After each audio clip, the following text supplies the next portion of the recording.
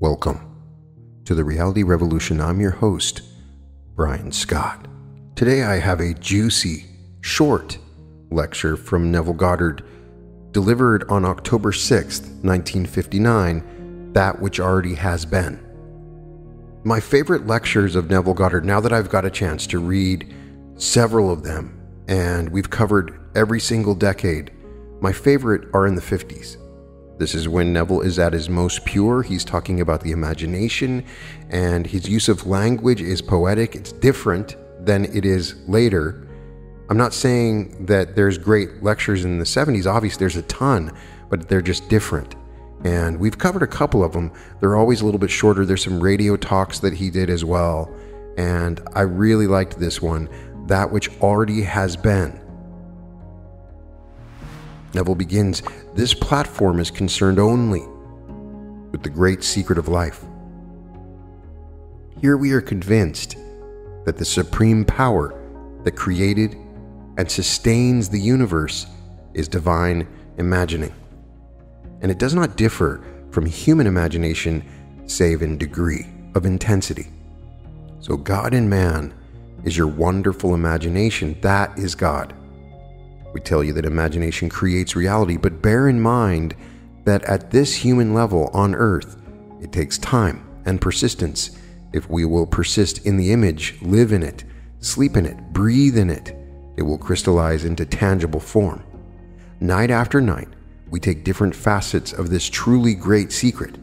And as we turn to the greatest book on imagination in the world, we treat it differently. So as we turn to it, bear in mind that the Bible is addressed to the imagination, not to the man of sense or the man of reason, the one that is lost or dead or sound asleep. We will take a simple little verse and show you why it is not addressed to the natural man. Ecclesiastes 3:15. That which is already has been. That which is to be already has been, and God seeks what has been driven away. The natural man cannot grasp that, for to him reality is based only on the evidence of the senses. The man of reason could justify the verse's end, saying if it has any meaning, then the writer must mean recurrence.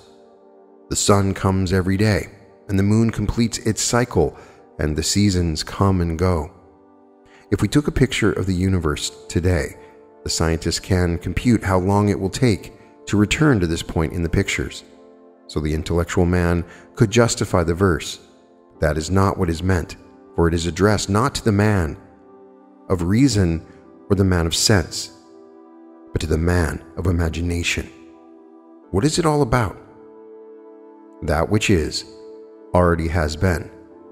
That which is to be already has been, and God seeks what has been driven away. We are told that he made generic man, male, female, in his own image and called them man. Then we are told that this man was driven out, and the priesthoods tell us he was driven out because of some original sin.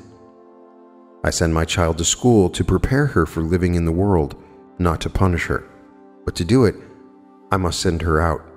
In Barbados, we have a good school system, though not beyond high school. When I was a boy, I would see these children arriving from the other islands at the beginning of the school year with their new clothes and their new books. They thought it was exciting, not knowing what it was all about. But then the time came for the parents to kiss them goodbye and leave them in this strange place. And many a child cried himself to sleep, not just for a night, but for the whole term. Such was their homesickness and loneliness. But the parents did it in love, left them there. Many sent their children on to England for still higher education at great sacrifice, and they could not afford to bring them home for vacations, so they had to wait years to see them again. But they did it in love, and only love. An infinite being of love did the same thing to us. We were dead. We were fully made and perfect, but we were like the statue of Galatia. And then to quicken man and make him like God, he had to drive him out, not in space, out in mind. So God became man. The thing was dead, and to do it, he had to lower himself to this level, which in comparison to the higher states would be called dead. This garment of skin you wear has been long in preparation for the Son of God. We are told, and he clothed them in garments of skin. It is for schooling purposes. Why are we here? To make images. The whole universe is an image of cosmic fancy. We are learning, so we begin with the simplest things: a job, a new home, a change in environment. We do it in the same way as our Father did it. But this is a classroom, so we make mistakes. But the fault is not ours, for we are not yet awake. There was the perfect system, existing for its creator, and then God set free certain portions of it, and so he prepared the way for his banished ones to return. God seeks what has been driven away, so that he may say, "This, my son, who was dead and is alive again." So we are the one he is seeking. There's something hidden in this coat of skin that he is seeking. We must get beyond the senses and begin to create. So I say to everyone that we must start the art of creating, no matter how simple or how big the thing is, no matter what it is that is creating. We create by faith, and faith is belief in the thing not yet seen. We create by assembling an image that implies we now have what we want in this world. And if we are faithful, we bring it to pass. And as we do it, we begin to move through this labyrinthine way for the return of his Son. Whom God has afflicted, he will comfort and call his friend.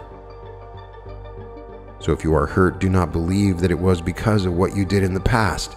No, we pass through the fixed labyrinthine ways that he has prepared for the return of his Son. So the Son finally awakens, and he walks with me through the whole roadway of these states. You can create anything in this world if you know who you are.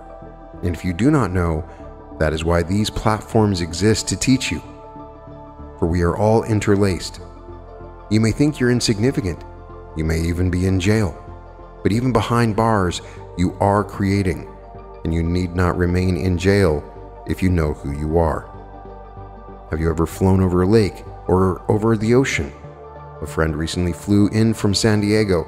He had been in the Navy, and he had always owned boats, but he had never before observed what he saw now from the air. He was on the ocean side as the plane took off from San Diego, and looking down, he saw this little 30-footer coming in the opposite direction. He noticed the wake of this little ship and watched it widen, and nothing interrupted it. When his plane turned inland, he was flying at 300 miles per hour, but looking back, he realized that this little boat, doing maybe 30 knots, was troubling the entire Pacific. As far as the eye could see, this wake was moving, and nothing could stop it, and the occupant of that boat was totally unaware of what he was doing. We are all like that. You think you can imagine and not affect others? It is like the wake. In time, it encompasses the whole world. It starts as a little V, but it grows wider and wider. Everyone will be in some way influenced by my pattern. If one knows what he wants for himself or for others and remains faithful to it, he does not have to ask, "Who will help me?"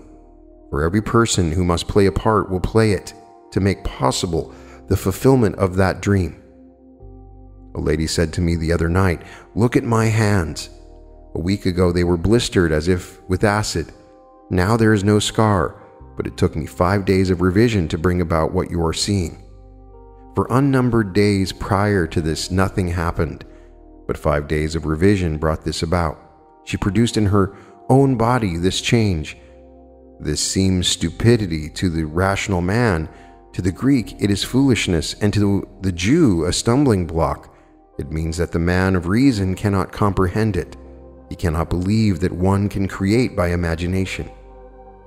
The way is prepared for you, for there are unnumbered states, and we can create states to deliver others and pull them out of those into which they have fallen.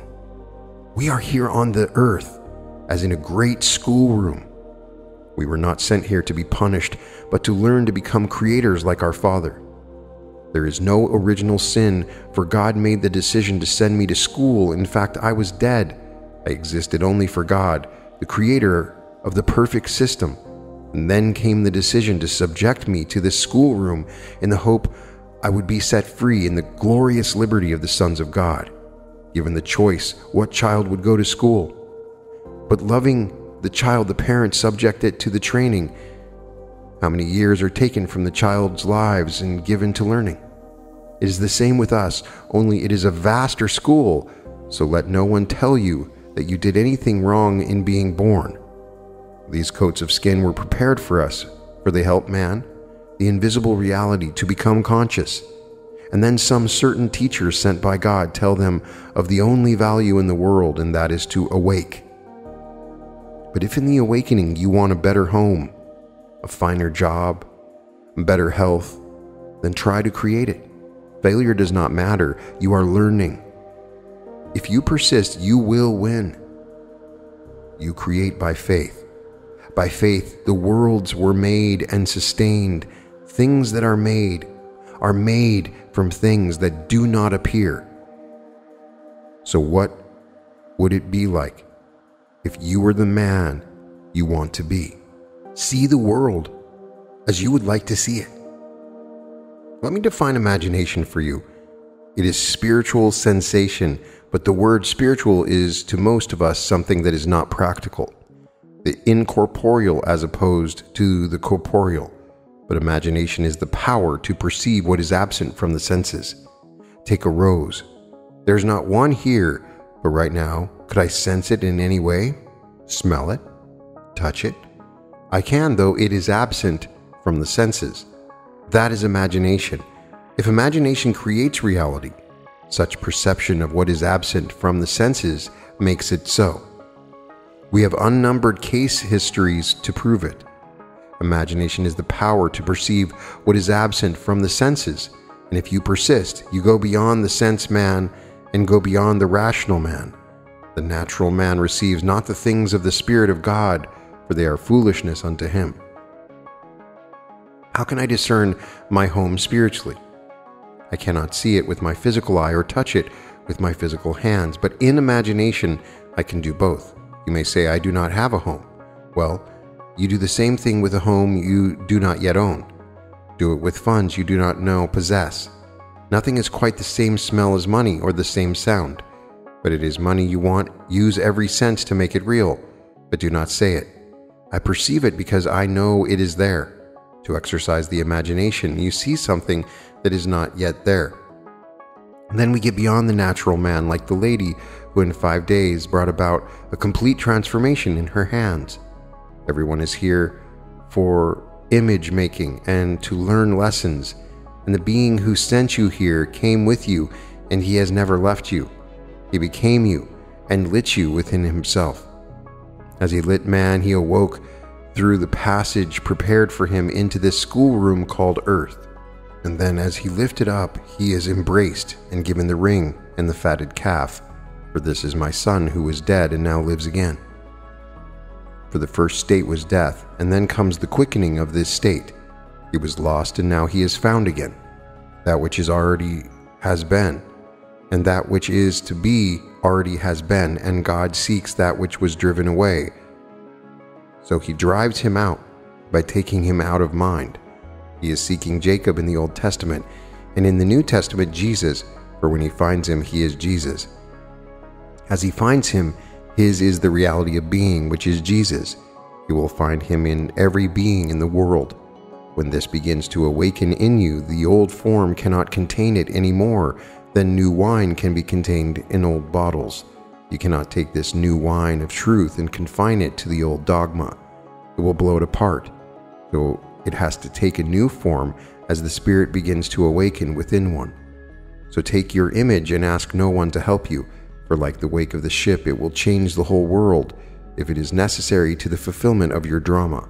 Everything in the Pacific had to encounter that wake. Nothing could stop it.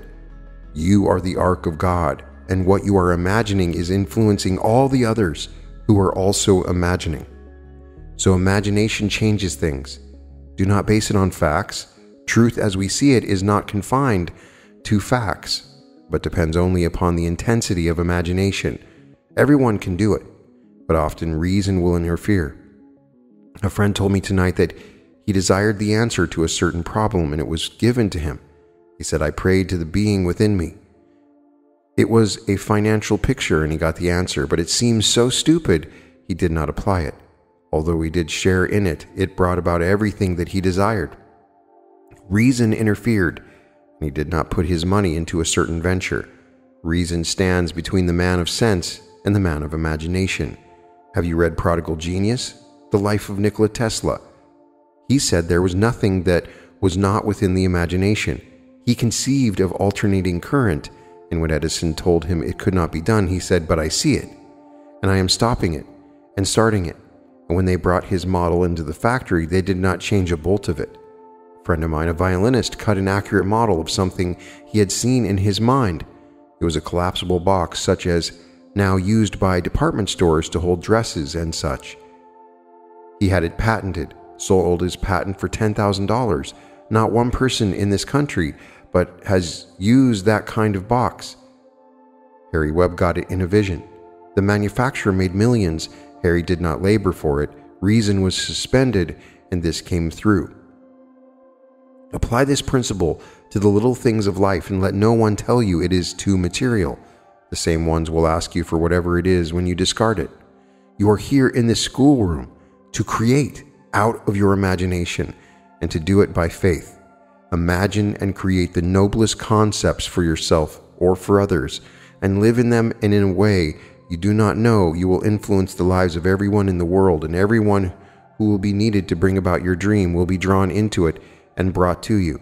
Even those who seek to stack the cards against you and think they are doing so very cleverly will find that the very thing they did will instead stack the cards against themselves. You are influencing everyone in this world when you are imagining. Who knows? What being now in solitary is not disturbing the whole vast world? He will never be accused, for he is not out.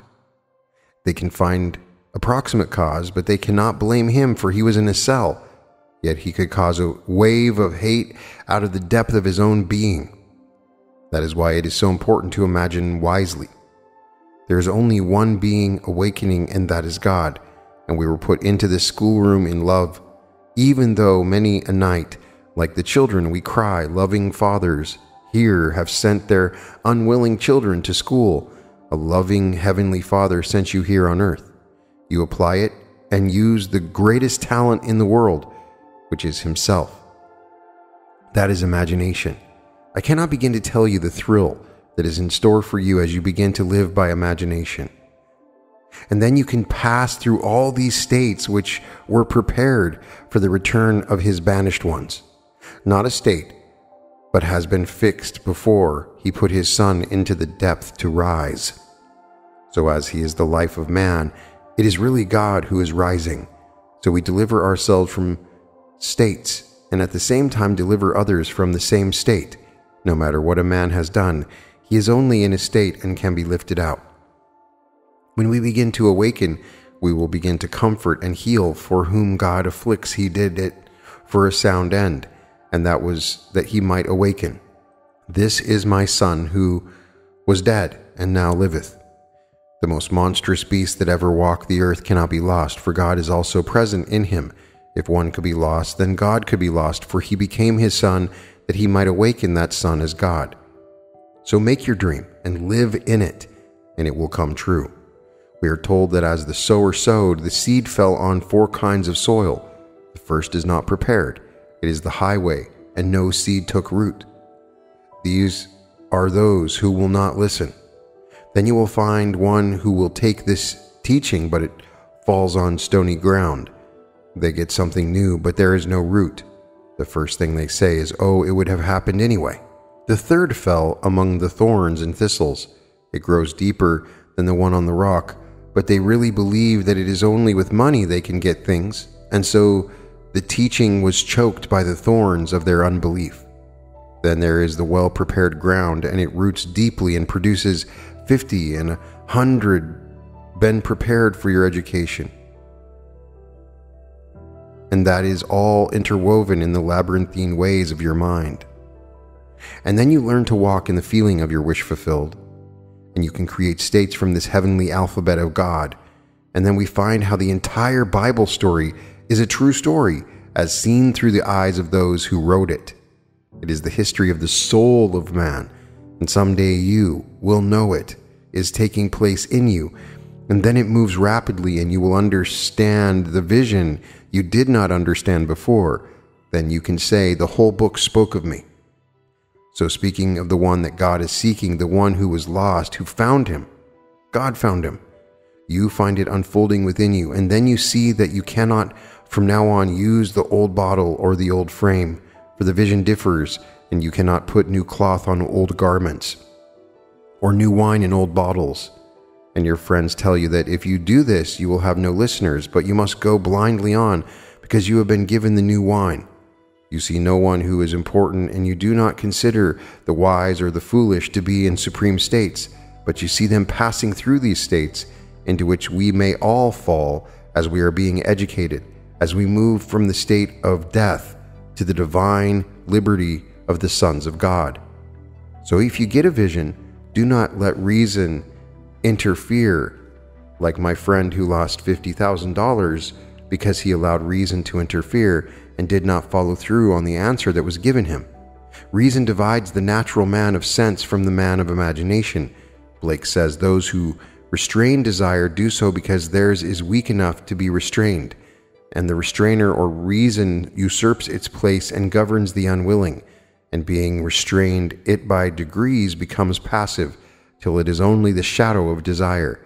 If you desire the recovery of a friend, do not restrain it, for then reason will restrain it. Let no one tell you he is suffering because of the past. You are called on only to forgive him. You are not the judge. Let no one tell you that your Father punishes. He seems to do it for a purpose. I kill, I heal, I wound, I make alive, etc. Choose life. But there must be the contrary to awaken you. But we may choose from the tree of life, which is truth and error. So deliver anyone from the state into which he has fallen.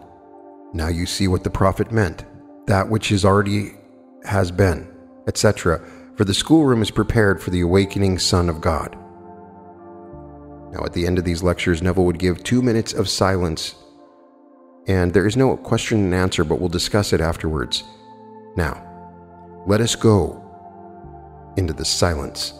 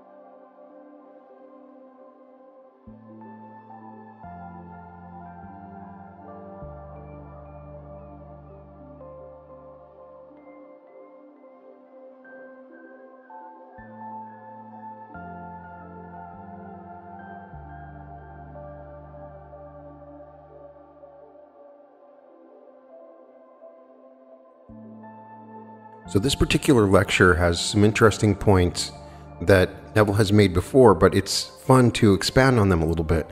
The idea that everything that has been, meaning this world that we're in now with all the craziness that we experience, the political systems, the economic systems, the events that happen, the environment, all that stuff, it's happened before. This has already happened before. And he's relating this to a Bible phrase that says that when God seeks what has been driven away. Not quite sure he totally elaborated on that portion of it, who exactly was driven away and why and when. But this is one of the first lectures of the few where Neville discusses the earth as a sort of schoolroom. And he gives the analogy of the kids going to school and then the parents leaving. And he hasn't talked about it as often in other lectures, but he has clearly stated here that this is a schoolroom, that we're in a school and we're going through this process of learning, and it's all a school of imagination. And God is within us, and we're bringing him about and awakening him within us as we imagine. There's a definition here of imagination where he goes into a little more detail that it is spiritual, and he gives a very interesting example. You can think about a rose right now, and you can smell that rose, and that smelling of the rose that is not there with you is the imagination. The idea is to bring up vivid things like the rose or anything else, and imagining it from your senses will bring those things to you. And we're learning how to do that on a small and large scale. He differentiates human imagination from divine imagining by its intensity. So we can imagine on small things or big things, but it's all about imagination and what he calls image making. So this is a rather short one, but I really like the language and the way he describes it. Even a discussion of Nikola Tesla at the end. You can find all episodes of The Reality Revolution at therealityrevolution.com. Check out my website at newearth.art to get advanced fourth density technologies that allow you to shift your consciousness and manifest through art. And I just want to thank everyone that joined me for this, and I'm sending all the love to everyone listening. Welcome to the Reality Revolution.